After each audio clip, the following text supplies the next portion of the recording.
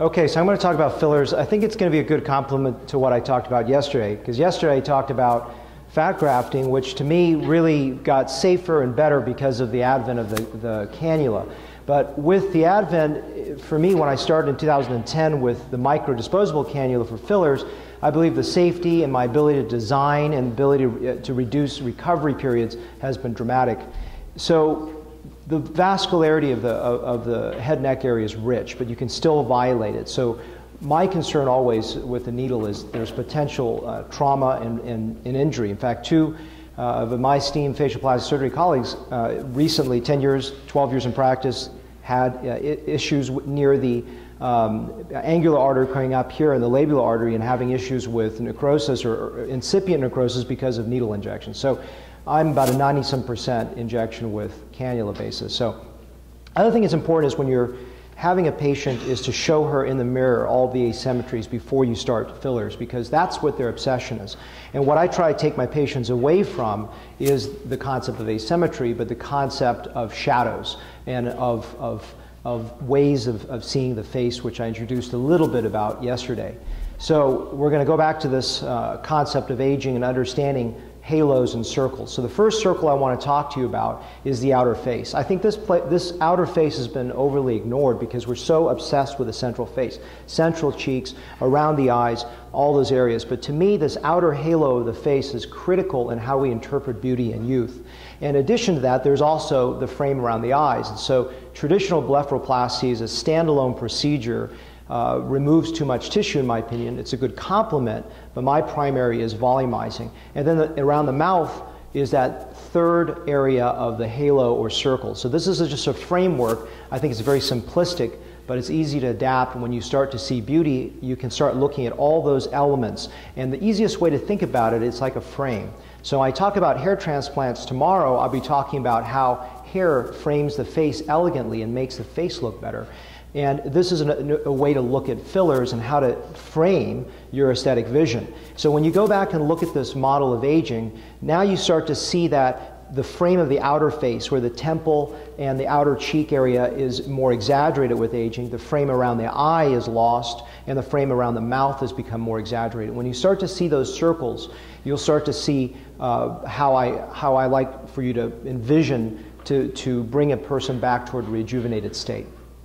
Bill Little talks about this inverted egg, and I think that's an important element. So when we talk about framing, we want to further finesse that concept by accentuating more of the upper and central so that you don't get this exaggerated area, because if you start filling out here, they just look fat. So facial framing is the first topic we want to talk about. So when you look at this face, obviously we also think about this concept of the OG, right, which is, let's see if this is coming up here. So we're looking also at this three-quarter view, but I really want to bring you back toward the frontal view, because that's how we engage socially, professionally, and that's how I read on my patients. So they're all sitting up, they're all right in front of me, and that frontal view is everything. So when I inject, as surgeons, we typically do facelifts from the side, we may do a rhinoplasty from the side, but I always, when I inject, bring my attention back toward the midline and look at that patient from the frontal view, because that's how we engage with them, and you can see that halo effect better. So the 3 points that I want to talk about are the temple, the area below the zygomatic arch, and this anterior chin region in terms of the frame. And what that does is it brings those points out to accentuate and revert that egg back toward the shape that's better. An area that I also like to do is if they start having some mesenteric hypertrophy, I can do a little botox here, sculpt that in, and further accentuate that shape of the inverted egg. The next component we're going to talk about, we're going to go more into detail. I'm just giving you a quick overview of each of the frames.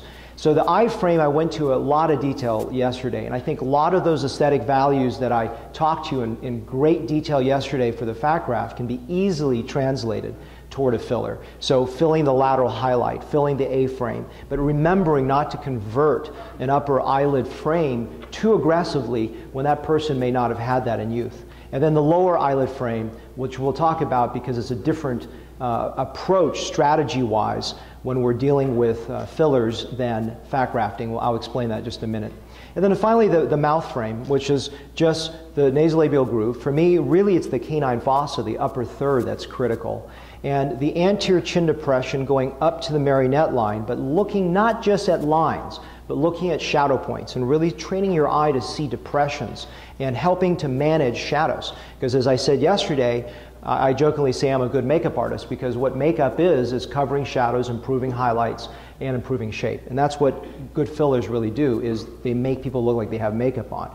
And then one is the pre-gel sulcus going forward. So that frame is very, very important.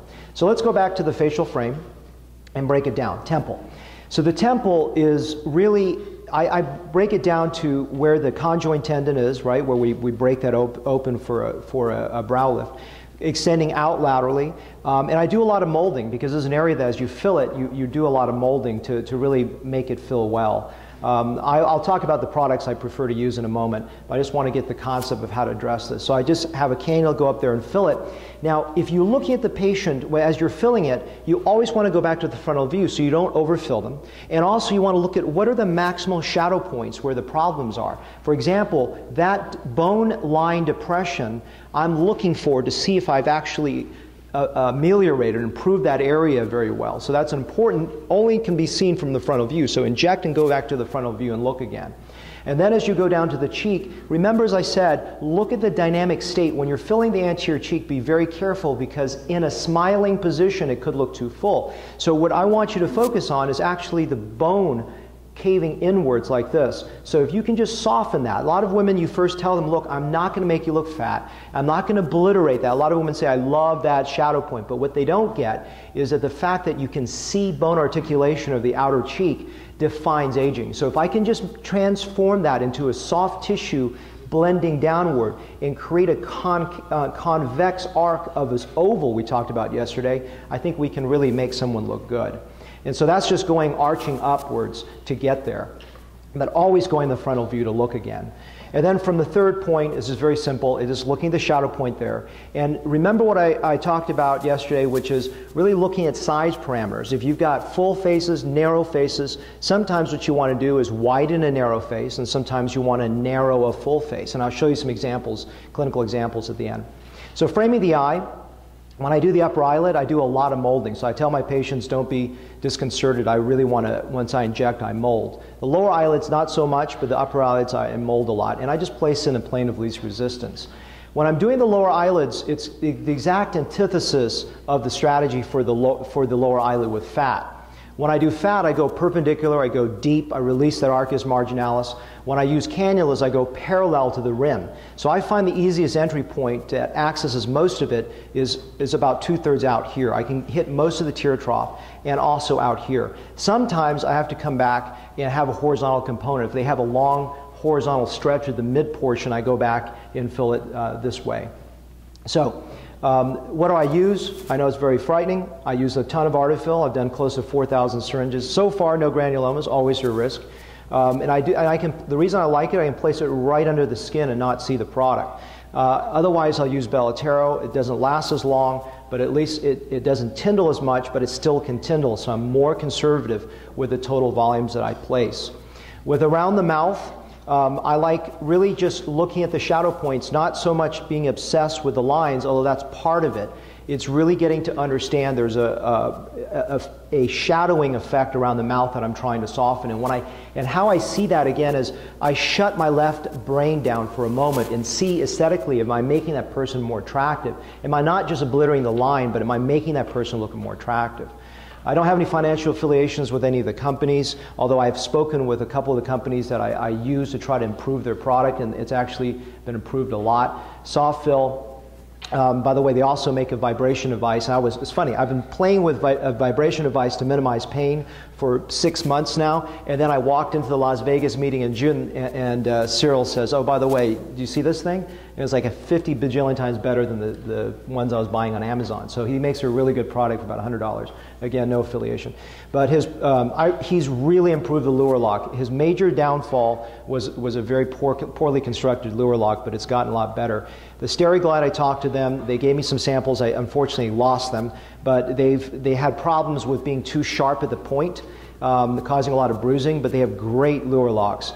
All the other products I really haven't had great success with. But these are my favorite products, and I think the modification of the Steriglide probably has made it a better product. I have to go and get some to try out. But the sharper version is great to go through scar.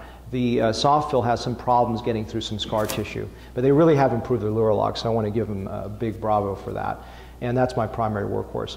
So the products I use in the face are these four principally. And the way that I describe it to a patient is for the upper face, my premium product is Artefill if they're comfortable with having something long-lasting. And Voluma for the lower face, being careful to avoid the immediate perioral area, which can be a little firm when they smile or move their lips. But in the canine, in the pre-jowl, lower anterior chin, very, very easy. Belotero, my current second choice for the upper face. Juvederm Ultra for the lower face. And the reason I like Juvederm for the lower face is that it bleeds out very, very well. I was having issues with some of the restylane and perlane products where I could see the definition around it. But Voluma, the great thing, I don't see any of the edges, but it fills like no tomorrow. It's amazing. So this example, this is one of my staff members. If you look at those three frames around the mouth, around the eyes, around the frame of the face, this is a face that's a lot of shadow points that I've softened out and created more highlights. And you can see that I've actually slightly whitened her face. This is probably a little bit opposite here, where there's a lot of outer facial sag. And what I've done is I've not 100% slimmed her, but by bringing attention around the eyes and to the central mouth, I've created a better oval shape, and I think made her look less heavy in a way. This is a face, and if you look at, I did not do her lips, but you can see these lips don't look natural, even with maybe a syringe of product. Too much border, no definition, and no balance. But if you start to make the whole face match the lip, and this is another take-home, is I end with the lips. I rarely, if ever, start with patients' lips because they just don't match the face. So and they don't matter to me. I mean, I really help my patients understand priority zones so that the lip is a complement to the face rather than a primary objective. I think that's where some of the downfall is.